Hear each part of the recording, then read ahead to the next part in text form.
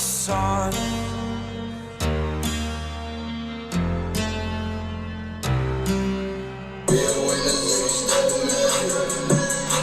Let's listen to Pavarotti. Hello, welcome to The Revealing. I'm your host, Pavarotti, here to discuss the Idaho 4 case. Now, I guess about 4 or 5 days ago, I did a video on the roommates where I asked for your responses, and the responses were tremendous. And me and Mrs. Pav went through and we compiled all the results, and then I made a video. Was it yesterday? I can't even, it's been so many here lately. I think it was yesterday. And covered those results. Maybe been the day before yesterday. But anyway, I've read all the comments on both of those videos now. Took me quite a while. I think the first video, I made a screenshot of it. It had like 1,800 comments. I mean, it was a lot. But after reading all those, you know, a couple of things really started to solidify for me in my mind. And what I want to do is I just highlighted a few comments, and I want to read those because I said I was going to do that, and I try to do what I say I'm going to do.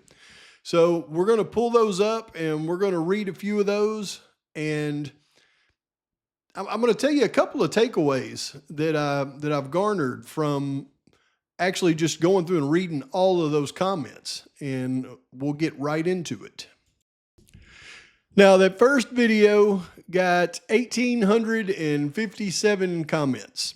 So I just went through and pulled out, I think, 3 or 4. And then that second video, I think it got 1,400. So I picked out a few of them in it as well, just to have some to highlight and discuss real quick.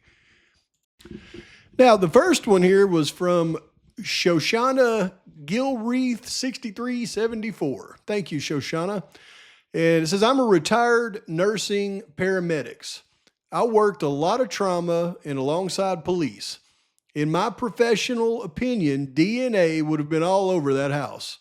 The attack would be loud, and the blood body fluids would be very smelly.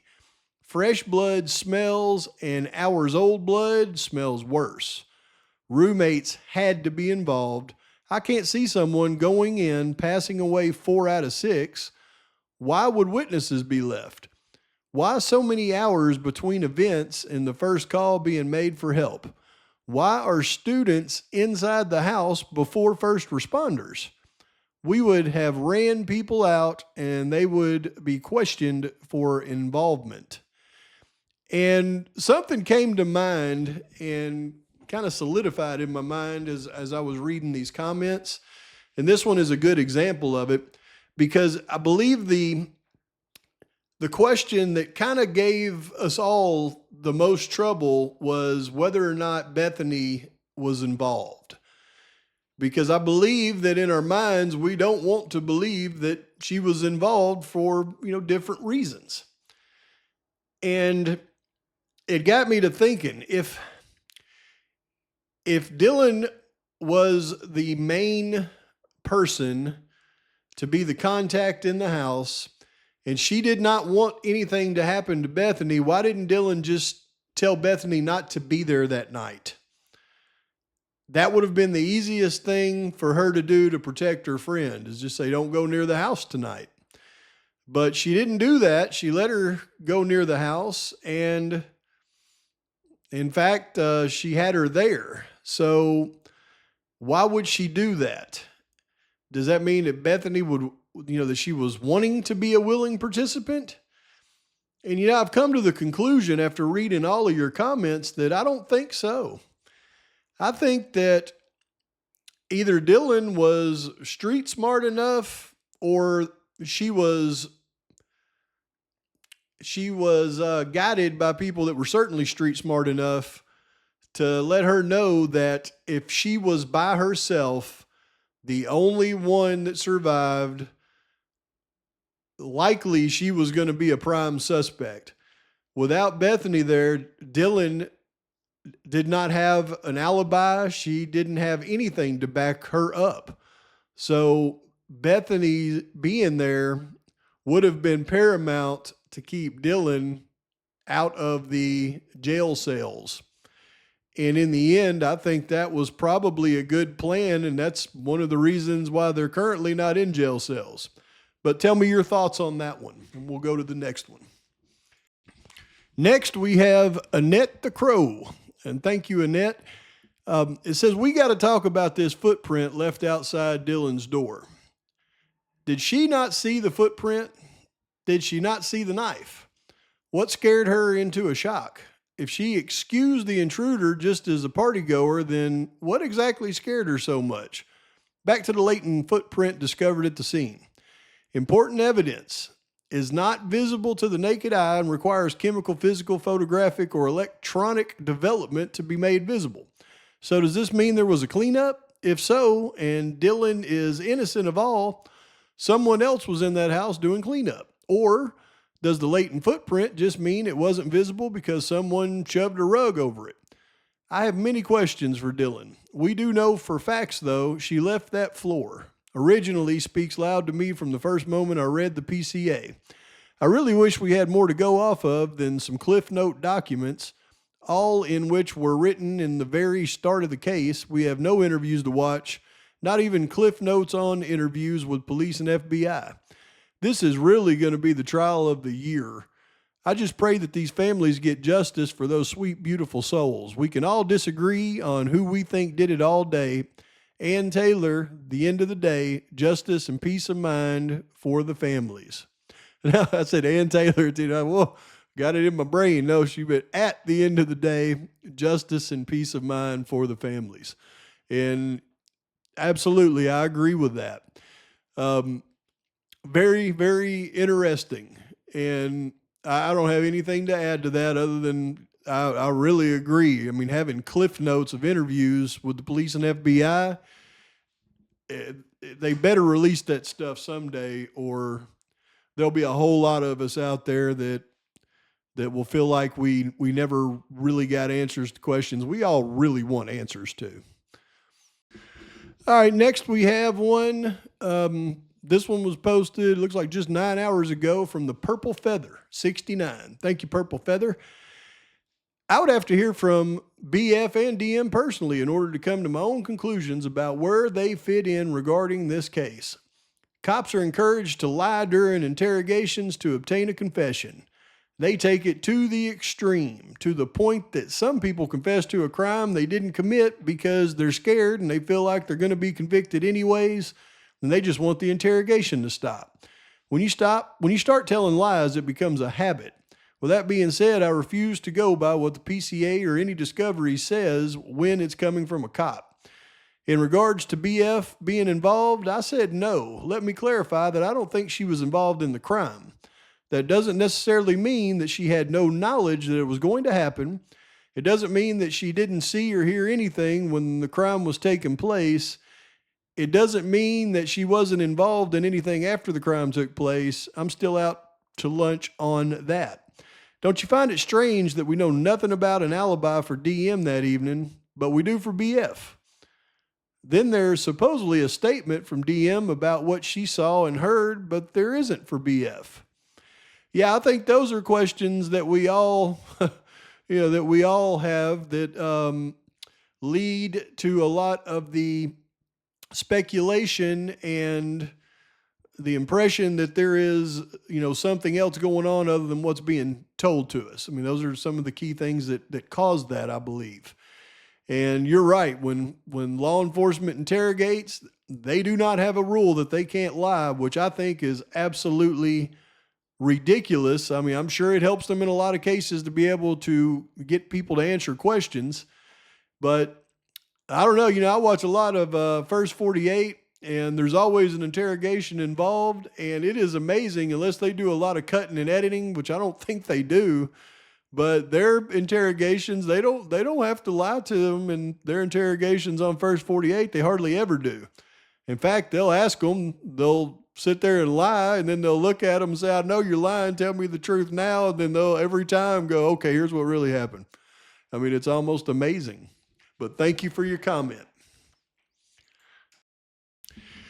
I'm a country girl too. Thank you. I'm a country girl too. You know, I appreciate you.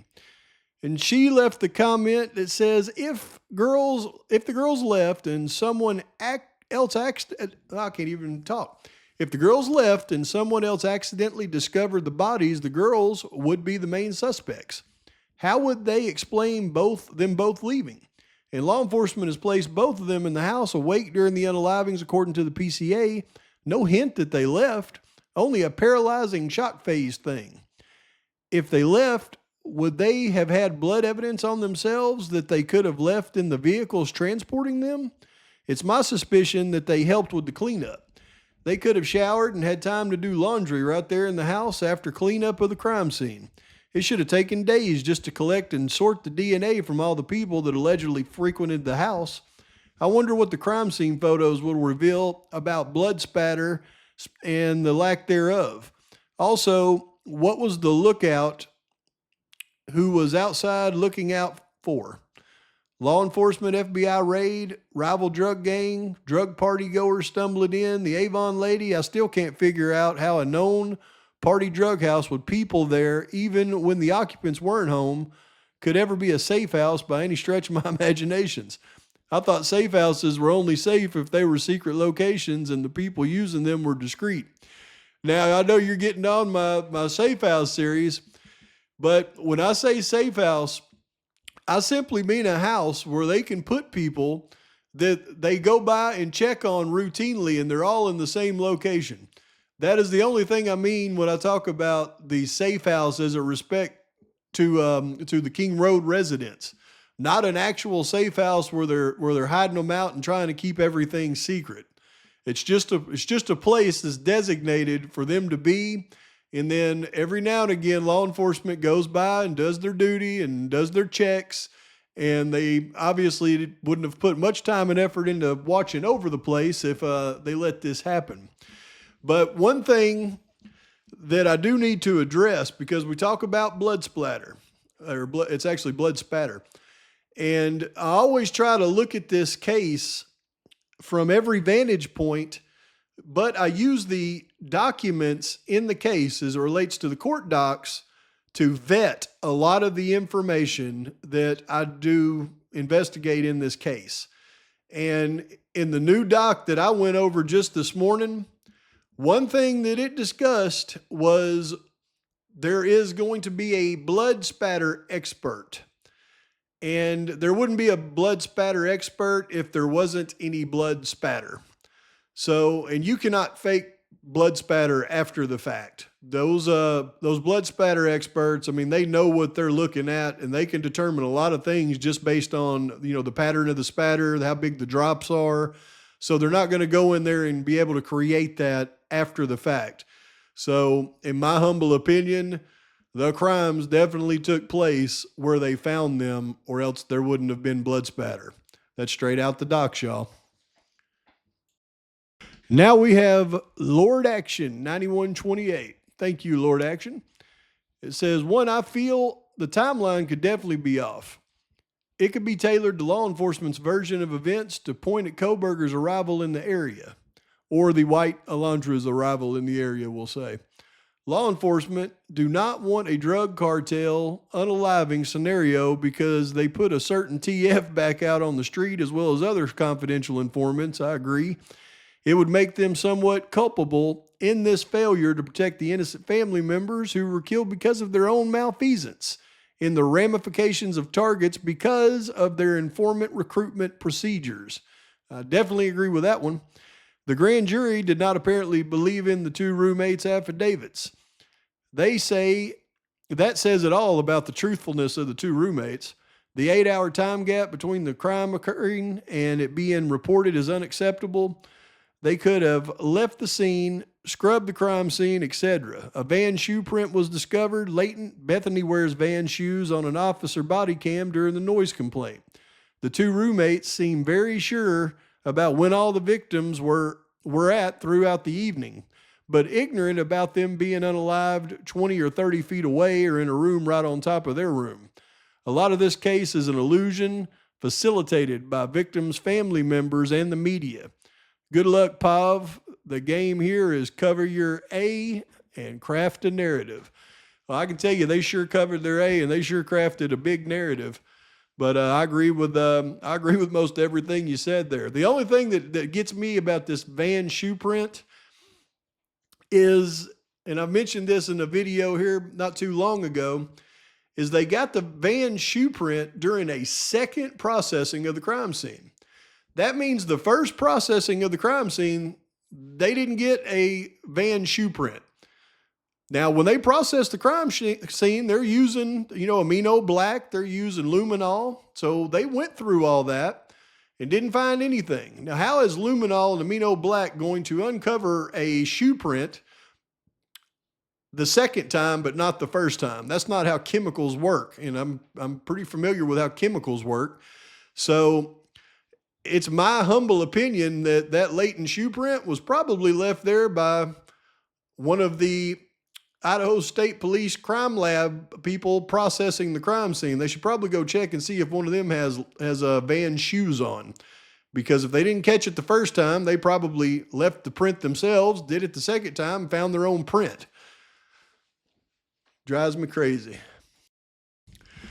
All right, now this one is Scott B252. Thank you for your comment, Scott, and thank you for that Patriots symbol there. I was born in Framingham, Massachusetts, y'all. DM involved, absolutely. Time seems about right. To get a bunch of guys together coming from wherever they're coming from and a lookout in place, if they got home just before 2 a.m., I could see taking about an hour and a half to get everybody to the Queen Road house. They definitely left the house afterwards. No way two young girls are staying in a house with 4 dead bodies in the house. Plus, leaving and coming back in the morning gave the suspects time to get out of Dodge, clean up, and get rid of the weapons, in my opinion, that is. Now, I thought that was I had an excellent takeaway from that. I think that is an excellent point. Why the 8-hour time delay? I mean, what would be the reason for it? And that 8-hour time delay does give the perpetrators 8 hours, an 8-hour head start to be in another state, heading in another direction. And that would be a reason for an 8-hour time delay. Good comment, brother. Now, I could go on for the next probably 48 hours, reading all the comments, but I just wanted to highlight a few of them because I said I was going to do that. And, just going through and reading them all, I got some really good takeaways. Y'all have some very good knowledge on this case, and a lot of y'all have some very interesting theories about things. So kudos to everybody. It shows me that people aren't just looking at this thing through through a glance at the TV screen and Nancy Grace, every couple of weeks and catching a piece here and there. There are a lot of people that have a lot of time and energy and attention put into this case. And it's a very important case to all of us. I don't think there's anybody out there, I hope there's not anyway, that doesn't want every single person that's responsible for this type of thing to not see justice. I mean, they need to see justice. If they had any part in this thing, they need to see justice. I don't know about you, but I have kids. My daughter was almost their same age in college when this happened. Those youngsters need to see justice. And justice isn't serving up the wrong guy to a lifetime or death for something that he didn't do, and then let all of the individuals that are truly responsible for this thing, let me say this, they're not walking. They're not walking. Everybody that I've got pegged to be involved in this thing, minus those roommates and maybe a couple of other conspirators, most of them are actually sentenced to prison for a considerable amount of time, oddly, after the atrocity took place. And I'm going to be doing a video here in a couple of days and going through each and every one and where they're at right now and what their status currently is. There's only one that I believe that actually participated in the atrocity that is not incarcerated this very day. There are several of them that I believe participated in the conspiracy of this atrocity that are not.